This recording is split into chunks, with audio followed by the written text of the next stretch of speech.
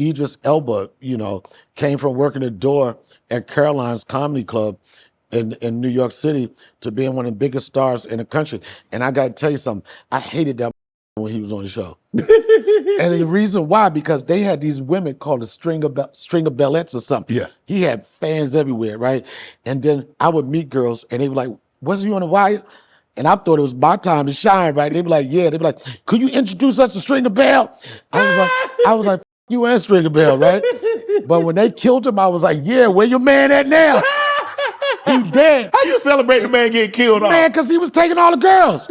And I was so happy. Then he just really doubled down and became one of the biggest international stars in the world.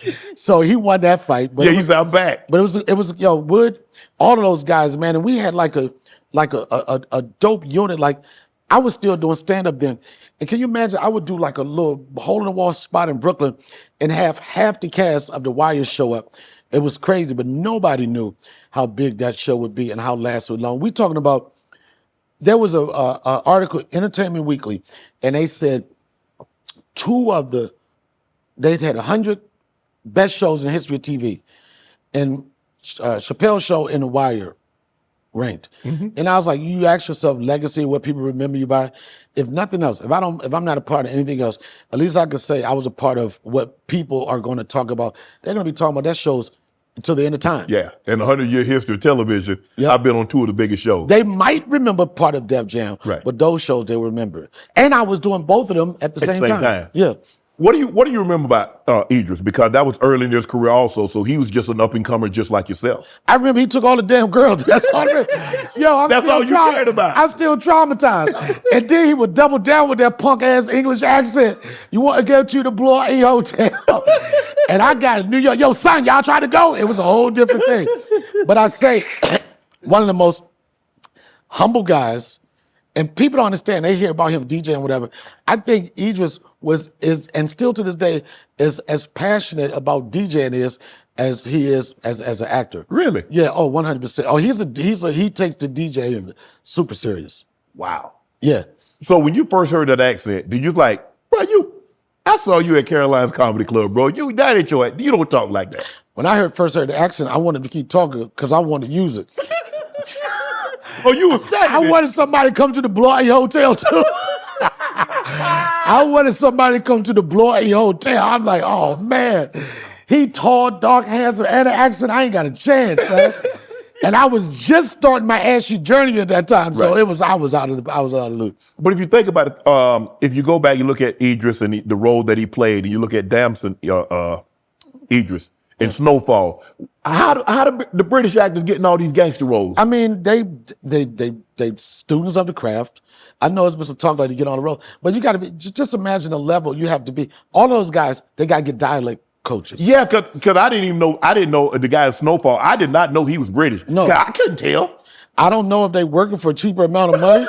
I don't know if they're on the low, that part of it. But for you to be able to embody these characters and to do it out in another accent, yes, it's got to be something to be said about their skill set. But at the end of the day, we complain about everything. But at the end of the day, may the best man win. Right. You know? Because a lot of people, they're getting upset like, hold on. You got black actors right here in America, and then you bring British actors to play a black person, a black American. Right. Why not just hire a black American to play a?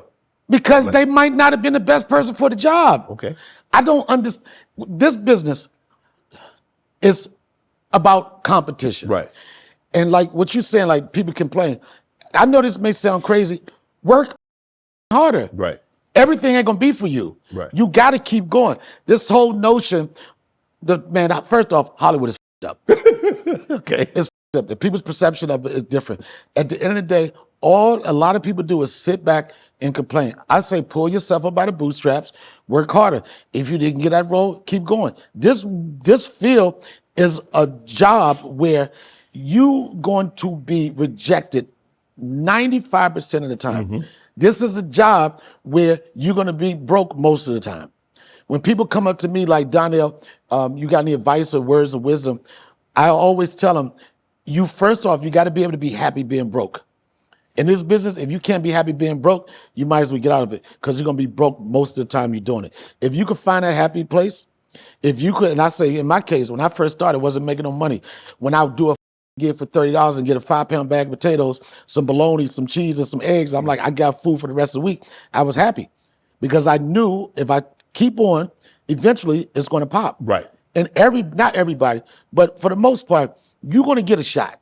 You're going to get in the game. But what you do with it when you get in the game, and that's what's going to separate you from everybody else to sit back and complain and not doing nothing and looking at everybody succeed and complain about it. When you became successful, you did The Wire, you did the Chappelle Show, you're still doing your I stand. wasn't successful then. I was working. I wasn't working. successful. That's the illusion people have about TV. They think when you're a kid, everybody making big dollars though. Nigga, You weren't let me claiming tell you no dollars? something, man. When I was doing Chappelle Show, and the thing about it was, you heard me saying I'm rich bitch at the end of her show, right? You were rich. Yo, I was rich. Yo, I go to restaurants, that bill would come, they would be like, just, we thought you was rich, bitch. I said, I'm nice. But at the same time, Shannon, I knew I was positioning myself for success. Right. When I was doing Chappelle Show, and I seen people come on this platform, that's what I don't understand about actors and people. You signed the contract. Yes.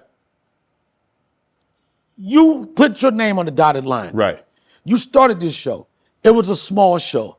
It just so happened that the show blew up. Right. Right? Your contract already signed. So you entitled to all that money? No. The only person in the history of this business has ever really tested the industry and say, you know what? I know I did do a up contract, but I know my value is, and y'all still gonna step up. Dave Chappelle. Right. The only one. He forced the hand of Comedy Central. And I think it was very admirable what Comedy Central did, because they could have said, man, f you. This is what he's supposed to pay you. But you know, when I was doing Chappelle Show, I was making $500 a sketch. And people already know, the blogs like, oh, they should have, but the show wasn't established. Mm-hmm. I knew the best thing I could do, that was just standard. That's what you got as an actor. But I knew me working that episode, me getting 3 minutes of camera time, now I could go out and get my money on the road. Right. Even when we was working the first 2 years, me, Charlie, nobody on that show was making a lot of money. But I was like, wait a minute, this don't match up. Everywhere we go, we hearing I'm Rick James, bitch, and everything, right? We know we popping, but our bank accounts ain't popping. And I was like, we gotta do something. I came up with the idea. I said, we need to do a tour. I said, let's do a tour called I'm Rich Bitch Tour, right? And at that time, I forget the name of the agency, but it was a young agent named Mike Berkowitz, right? He was a very young agent. My manager brought to him, I said, I wanna do this tour. Charlie's name is popping. Mm-hmm. It was nowhere you go, you didn't hear Charlie Murphy. Charlie Murphy never did comedy before, which I found very strange, to be around all these people, but never tested yourself. So I said, if I want to do this tour, I'm the first person that ever took Charlie Murphy on stage. And I bullied him to do it, because Charlie, man, is a funny guy, talk a lot of trash. And then whenever I wanted to shut him, I was like, yeah, you tough in the streets, but put a microphone in your face and see what happened. I knew we was trying to get some money. Right. He did his first open mic. All I needed him to do was have 10 minutes.